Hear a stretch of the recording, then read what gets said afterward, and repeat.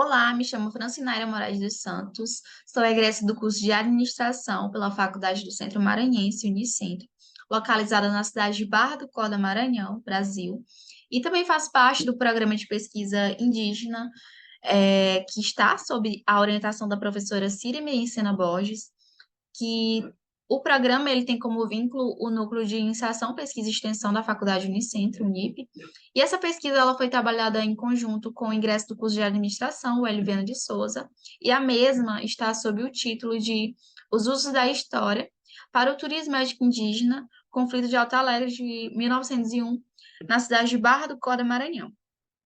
Inicialmente, para contextualizar, de acordo com os pesquisadores Silvestre e Santana, tem crescido nos últimos anos pesquisas e discussões a respeito do turismo étnico indígena no Brasil. Todavia, vai existir algumas barreiras conceituais que vai prejudicar esse avanço. Isso porque alguns pesquisadores enquadram essa atividade turística como uma atividade típica e exótica, onde a ancestralidade e a autenticidade vão operar um papel de destaque.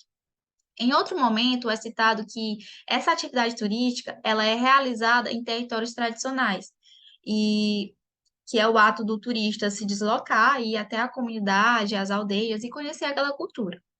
Dado esse breve conceito, gostaria de enfatizar dois pontos. Primeiro, que o conceito ele aborda alguns termos etnocêntricos, como, por exemplo, quando ele associa a comunidade indígena como uma população exótica. Então, a gente observa que, além de ser um termo etnocêntrico, também é um termo ainda colonial. No outro momento, é citado que o turismo étnico-indígena ele acontece em territórios tradicionais. Então, o que é que subtende? Que a prática desse turismo só pode ser realizada em territórios tradicionais. E isso é algo totalmente controverso, porque as cidades também são espaço de vivência desses povos, onde também eles residem. Então, aqui a gente tem uma representação do mapa do turismo do Maranhão, onde está a Barra do Corda, Grajaú, estão inseridas no Polo Serras Guajajara, Timbiras e Canelas. De acordo com o Ministério do Turismo, mais de 20 mil indígenas residem tanto em áreas demarcadas como também nos centros urbanos. Então, existe um dado comprovado que existe uma quantidade expressiva de povos indígenas que vivem, que residem, que moram, que estudam nos centros urbanos. Então, fica aí um questionamento, uma problemática do porquê que o turismo étnico-indígena também não é praticado nos centros urbanos, tendo em vista que existe essa certa quantidade de povos indígenas que vivem nas cidades. Então, para concluir essa parte introdutória, eu gostaria de enfatizar três pontos. Primeiro, a questão do reducionismo conceitual, quando associa o indígena à história. Ou seja, o conceito atual que existe sobre o turismo étnico-indígena sempre vai priorizar a questão da autenticidade, da ancestralidade, e acaba anulando o teor histórico. O teor histórico, ele torna-se fundamental porque ele vai complementar e agregar valor à atividade turística, porque a partir do momento que é agregado a história, vai oportunizar o indígena de falar sobre as suas causas, sobre as suas lutas, sobre as suas vivências. Então, é a oportunidade de conhecer, né, essa história.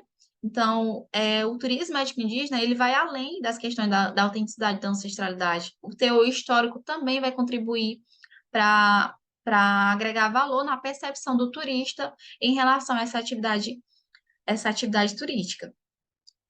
Outro ponto é a questão das resistências com cronologia histórica do pós-contato, que é justamente a prática do turismo étnico-indígena fora dos territórios tradicionais.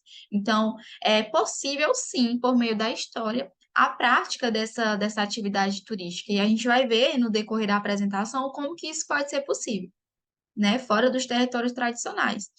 E outro ponto é a questão do atrativo de experimentações, que surge a questão das colocações ambíguas de natureza etnocêntrica, os termos etnocêntricos que existem quando é conceituado o turismo étnico-indígena, que é justamente aqueles termos onde o indígena ele é enquadrado como uma população exótica, de raças distintas, de autenticidade.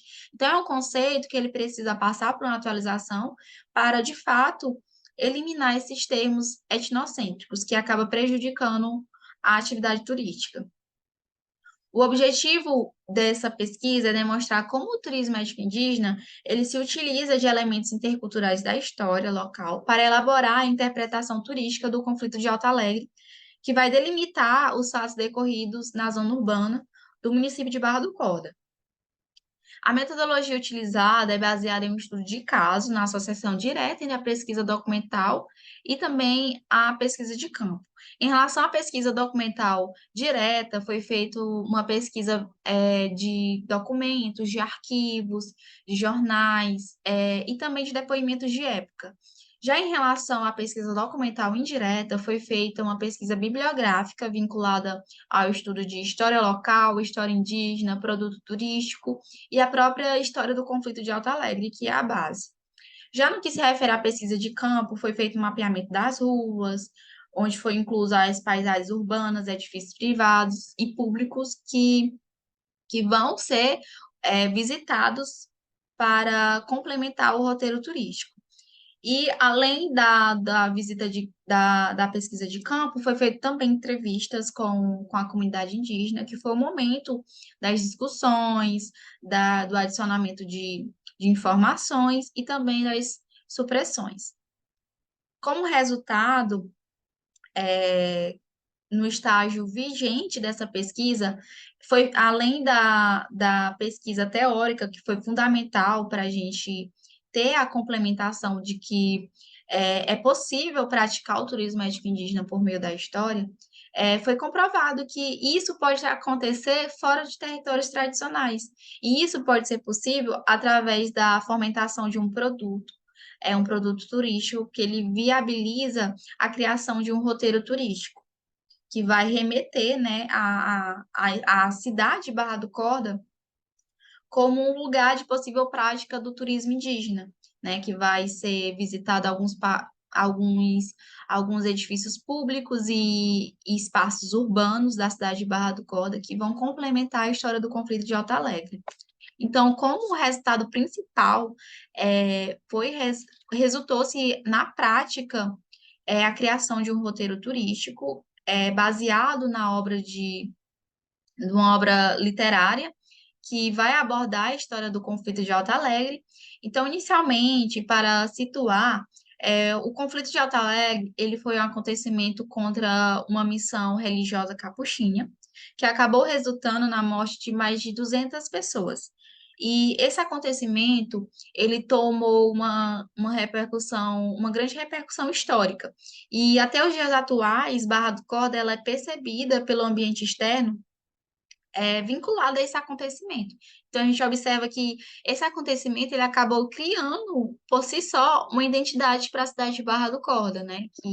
Onde ela é vinculada a esse acontecimento. Então, através dessa história, desse fato histórico, através das pesquisas realizadas, resultou-se como elemento principal a criação desse roteiro, que é um roteiro itinerante, que vai ser realizado no centro da cidade de Barra do Corda, onde vai apresentar alguns pontos públicos, alguns pontos privados, paisagens urbanísticas que vão ser visitadas para complementar a história do conflito de Alto Alegre. E isso vai desde a recuperação da prisão do guerreiro João Caboré até o suposto local onde ele foi enterrado. Então, é um roteiro repleto de histórias. Então, para concluir a minha apresentação, gostaria de enfatizar alguns pontos. Primeiro, que nem a história e nem o turismo indígena, eles vão estar totalmente restritos aos territórios propriamente indígenas. Isso porque a gente observou, né, que os indígenas existe uma quantidade representativa de indígenas que vivem também nas cidades. As cidades também são espaço de vivência deles, né? Então, é uma prática que deve ser realizada também nos centros urbanos. E os usos da história pelo turismo étnico-indígena, ele vai estabelecer um alargamento temporal e espacial dos conteúdos aptos à interpretação turística. Então, a história torna-se fundamental para complementar essa prática, né? O fomento desse produto turístico, que é o roteiro no qual nós estamos trabalhando. E o terceiro ponto é o turismo ético, que o turismo ético ele vai cumprir a sua função na sociedade como um veículo informativo, porque ele vai trazer consigo uma reflexão crítica sobre o processo histórico dos povos indígenas no Maranhão. Então, isso é totalmente necessário, porque vai contribuir para uma causa. E, por fim, fica aberto à interpretação de eventos históricos pós-contato, que o turismo étnico-indígena, ele pode trabalhar sobre vários enfoques, inclusive os de natureza conflituosa, como é o caso do conflito de Alto Alegre. Então, existe hoje diversos exemplos que eu poderia citar, de locais que são visitados e que remetem raízes conflituosas, raízes melancólicas, né? E que hoje são visitados justamente porque vai agregar uma história em que vai contribuir para possíveis críticas, na sociedade. Então, o intuito dessa pesquisa, desse trabalho, da fomentação desse produto turístico é justamente essa. Além de criar uma identidade turística local para a cidade de Barra do Corda, ela vai ser um produto turístico carregado de história que vai contribuir tanto para o teor pedagógico e intercultural, como também tornar a Barra do Corda inclusiva para os povos indígenas. Então, essas foram as referências utilizadas para o desenvolvimento dessa pesquisa, e eu agradeço e espero que essa pesquisa ela possa ter contribuído para futuras linhas, e fico à disposição para eventuais contribuições. Obrigada!